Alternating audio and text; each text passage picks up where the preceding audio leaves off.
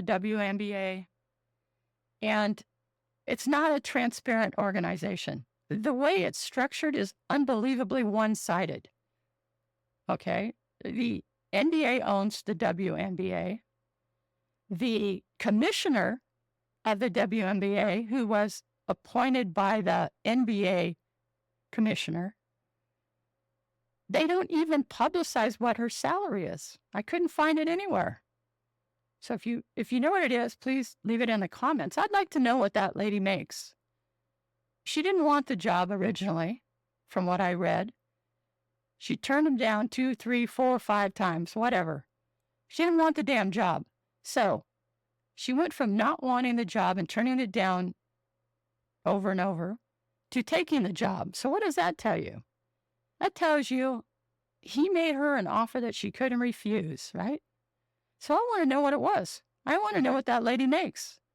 Because he's making according to what I found online, the NBA commissioner's making $10 million a year. So I want to know what she's making. Because the players aren't making hardly anything. Caitlin Clark, as the #1 draft pick this year, is making $76,000. And I think it's a $338,000 4-year deal or some shit like that. The #1 pick on the NBA is making $10 million a year. Okay? So you got NBA over here, NBA #1 draft pick making $10 million, and you got Caitlin Clark over here making $76,000. Does that sound like it's equitable to you? Well, they say that's because the NBA or WNBA has never made any money. Well, I want to see the books. I'm an full charge bookkeeper trained by CPA.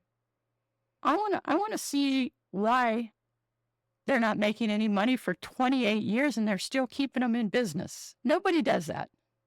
There must be some benefit there to the NBA, to the owners of the teams, to everybody but the players, because you don't keep a business around for 28 years and not make money. You just don't do it. You can't stay in business if you're not making money. And if the NBA is subsidizing your stay, let's call it, or your existence, I suspect they're using the loss, whatever loss the WNBA is creating.